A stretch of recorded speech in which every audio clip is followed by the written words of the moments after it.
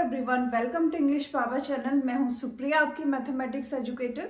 और आज हम डिस्कस करने जा रहे हैं क्लास 9th में सीबीएसई ने 2020-21 में क्या क्या सिलेबस रिड्यूस कर दिया है, यानी कि क्या क्या सिलेबस हटा दिया है। कुछ कम सिलेबस किया है, ये आप लोगों को ऑलरेडी पता है, बट वो हर चैप्टर में कौन कौन सा सिलेबस उन्होंने हटा दिया है, कोई चैप्टर उन्होंने नहीं हटाया। उन्होंने क्या किया है कि सिलेबस से कोई भी टॉपिक उन्होंने जो है बीच बीच के चैप्टर से टॉपिक, उससे रिलेटेड क्वेश्चंस वो रिमूव कर दिए हैं। तो हम इसमें यही डिस्कस कर रहे हैं क्लास 9th के लिए। क्लास 9th और 10th दोनों में हटाया गया है। 10th के लिए अलग वीडियो मैंने बनाया है जो आप देख सकते हैं। और नाउ इस टाइम हम क्या डिस्कस करें, क्लास 9th का सिलेबस। तो इसमें जो है आपका फर्स्ट चैप्टर है रियल नंबर। रियल नंबर से उन्होंने representation of termination and non terminating recurring decimals on number line by successive magnification method, एक तो उन्होंने ये हटा दिया है। दूसरा nth root of real number, second उन्होंने ये चीज हटा दी है। तो दो चीजें हटाई हैं, एक रियल नंबर लाइन पे terminating and non terminating recurring decimal को जो हम मैग्नीट्यूड से मैग्निफिकेशन मेथड से करते थे वो हटा दिया है। और दूसरा जो है nth root of real number, किसी भी रियल नंबर का nth रूट निकालना जो है वो हटा दिया है। सेकंड हमारा पॉलिनोमियल है। पॉलिनोमियल से remainder theorem and factor theorem, जो पॉलिनोमियल चैप्टर है उसमें रिमाइंडर थ्योरम हमारे पास अवेलेबल है, फैक्टर थ्योरम अवेलेबल है। तो जो सीबीएसई ने हटा दिया है इस साल 9th के लिए। और दूसरी एक x cube plus y cube plus z cube minus 3xyz equals to x plus y plus z x square plus y square plus z square minus z y minus y z minus z x. तो इस identity पे भी based जितने भी questions हैं वो नहीं आएंगे, और ये आइडेंटिटी भी नहीं आएगी हमारे इस साल क्वेश्चंस में। लीनियर इक्वेशन इन 2 वेरिएबल में आपका examples and problems on rational and proportion. तो इसका मतलब है जितनी भी वर्ड प्रॉब्लम है आपके थर्ड चैप्टर में वो हटा दी गई है।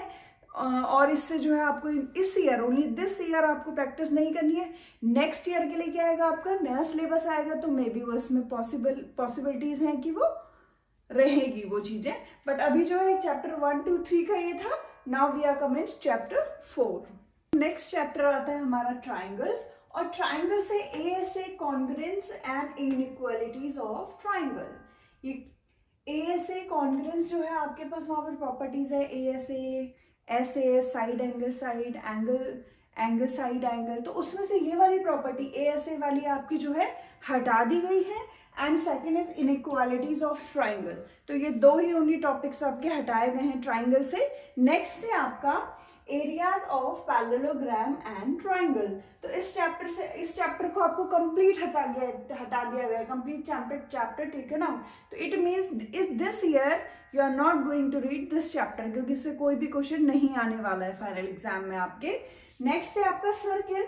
तो सर्किल से आपकी केवल 2 थ्योरम्स हटाई गई हैं, बाकी सारे क्वेश्चंस आपके एज इट इज सेम रहेंगे। तो you have to practice only इन्होंने थियोरटिकल पार्ट से 2 theorems. First is there is one and only one circle passing through 3 non-collinear points, एक ये वाली theorem। and second one is if a line segment joining 2 points subtends equal angle to 2 other points lying on the same side of the line containing the segment, the 4 points lie on a circle। तो केवल ये 2 theorems इसमें से हटाई गई है।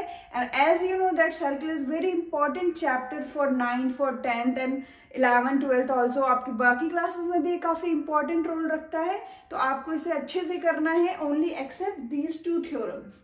तो पूरा चैप्टर, सारे क्वेश्चंस, रेस्ट पूरा पार्ट आपको बहुत अच्छे से करना है।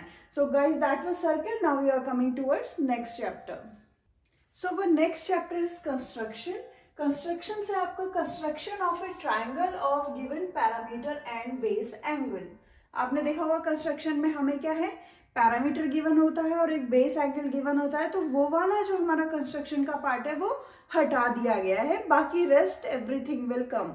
नेक्स्ट है हमारा हेरोन्स फॉर्मूला। इसमें जो है in finding the area of quadrilateral from Heron's formula, इसमें जो आपको एरिया ऑफ क्वाड्रिलेटर फाइंड करना था इस फॉर्मूले से, वो आपका हटा दिया गया है। बाकी जो चीजें हैं फाइंड आउट करने की, length of any side and all, वो आपका रहेगा। नेक्स्ट है आपका स्टैटिस्टिक्स। इसमें आपकी बहुत सारी चीजें हटाई गई हैं। जैसे फर्स्ट है आपका हिस्टोग्राम, हिस्टोग्राम हटा दिया गया है। फ्रीक्वेंसी, पॉलीगन्स आपका इसमें हटा दिया गया है।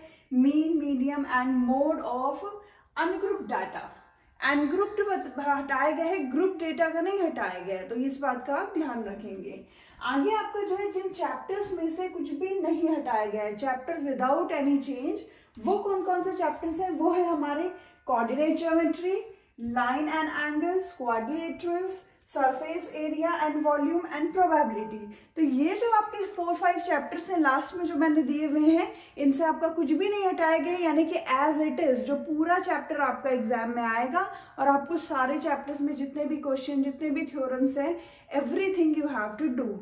लेकिन अब जो जितना पार्ट हटाया गया है, if you want to take, अगर आप जो है 10th के बाद साइंस स्ट्रीम में जाना चाहते हैं, आगे मैथ्स लेना चाहते हैं, तो आप इस बात का ध्यान रखेंगे कि आप अपने से जो है वो एक बार एटलीस्ट उस पार्ट को भी कर लें। हाँ, लेकिन अगर आप इफ़ यू आर थिंकिंग कि नो हमें जो इसके बाद आर्ट्स स्ट्रीम में जाना है या फिर नहीं जाना है साइंस स्ट्रीम में, तो आप ज़रूर वो पार्ट छोड़ सकते हैं, बिना प्रैक्टिस किए हुए रह सकते हैं। लेकिन अगर आप सोच रहे हैं कि साइंस स्ट्रीम में जाना है, तो मैं आपको यही कहूँगी कि आप एक बार ज़रूर से अपने से कर लें। तो गाइज, ये पार्ट था आपका 9th क्लास का, जो कि इस साल 2020-21 में CBSE ने आपके सिलेबस से हटा दिया गया है। अगर आपको इसके रिगार्डिंग कोई भी क्वेरीज हैं या आपका कोई कंफ्यूजन है, so you can write on comment section and please like and share the video. Thank you so much.